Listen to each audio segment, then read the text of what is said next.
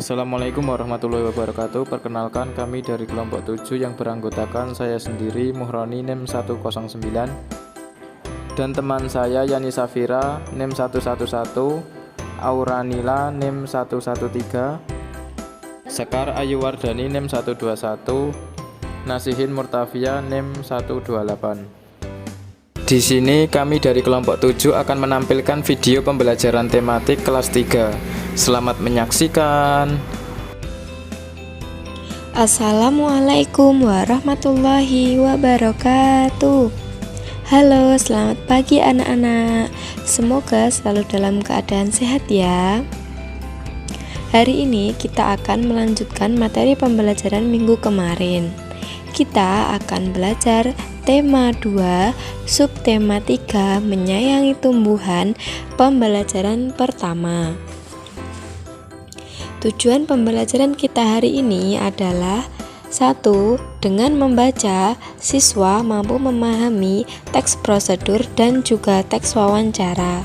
Yang kedua, dengan menghitung, siswa mampu mengukur dengan menggunakan garis bilangan. Dan yang terakhir, yang ketiga, dengan membaca, siswa mampu memahami beraneka ragam batik yang ada di Indonesia. Anak-anak, sudah tahu belum apa sih itu teks prosedur? Nah, teks prosedur adalah sebuah jenis teks yang di dalamnya tersebut ada tahapan ataupun langkah-langkah yang dijelaskan secara runtut dan juga urut dengan gaya bahasa yang singkat dan juga jelas. Nah, di sini Ibu akan membacakan satu contoh teks prosedur, yaitu menanam bunga kamboja. Langkah yang pertama yaitu siapkan pecahan batu bata merah atau pecahan genting, susun di dalam bagian dasar dari pot. Langkah yang kedua, campurkan pasir, tanah, dan juga pupuk kandang, masing-masing dengan bagian yang sama. Isikan pada sepertiga bagian pot. Letakkan di atas lapisan pecahan batu bata merah atau genting. Langkah yang ketiga yaitu masukkan bibit bunga kamboja, sisakan media lama yang masih menempel di akar. Tujuannya agar tanaman dapat beradaptasi dengan media tanah yang baru. Yang keempat, tambahkan campuran pasir tanah dan pupuk kandang. Jangan isi pot sampai penuh. Sisakan 2 cm dari bibir pot untuk memudahkan proses penyiraman. Yang kelima, pastikan tanaman dapat berdiri dengan kokoh. Keenam, siram tanaman dengan air yang cukup. Yang ketujuh, bersihkan bagian luar pot dari kotoran. Letakkan pot di tempat yang diinginkan. Nah, itulah langkah-langkah ataupun prosedur dari menanam bunga kamboja. Nah, sekarang kalian sudah tahu ya bagaimana cara menanam bunga. Minggu kemarin Ibu sudah memberikan tugas untuk kalian, yaitu mewawancarai tukang bunga yang ada di sekitar rumah untuk menanyakan cara merawat bunga. Nah, sekarang silahkan dibacakan hasil wawancaranya ke depan ya, anak-anak.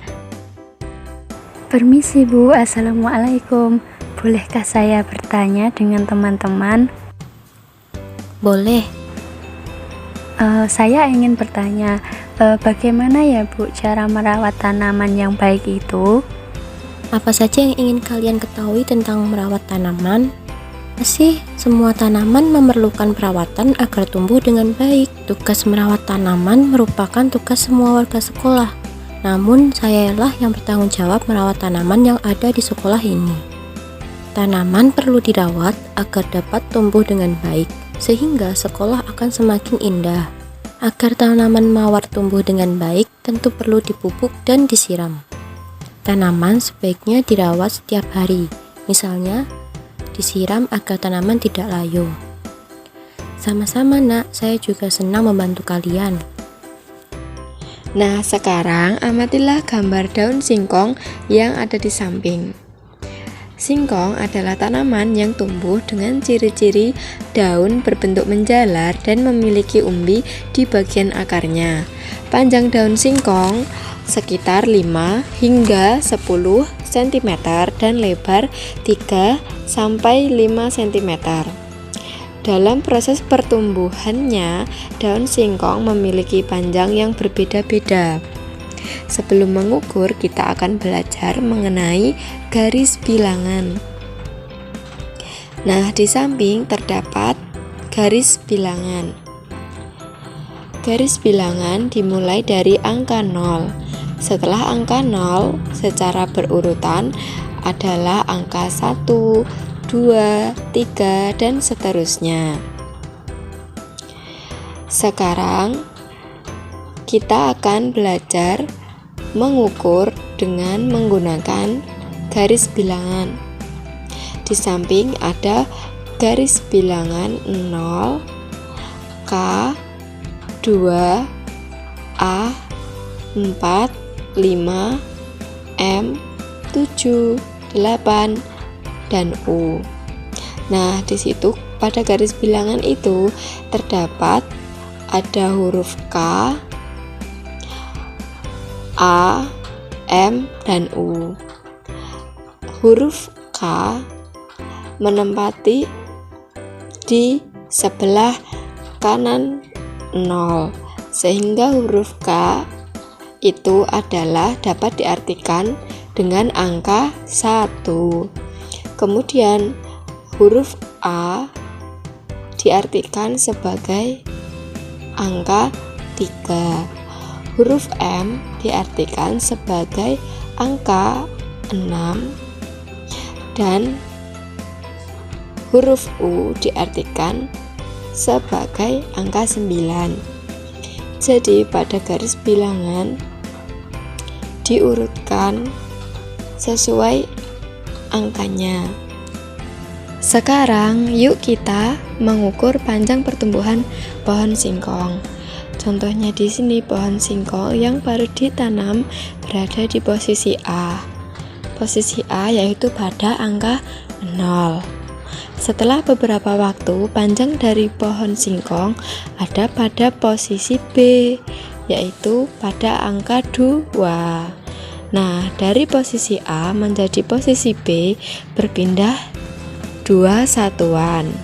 Kita dapat menuliskan bentuk penjumlahannya, yaitu posisi A angka 0, 0 ditambah satuan angka B yaitu 2 satuan, sehingga 0 ditambah 2 sama dengan 2.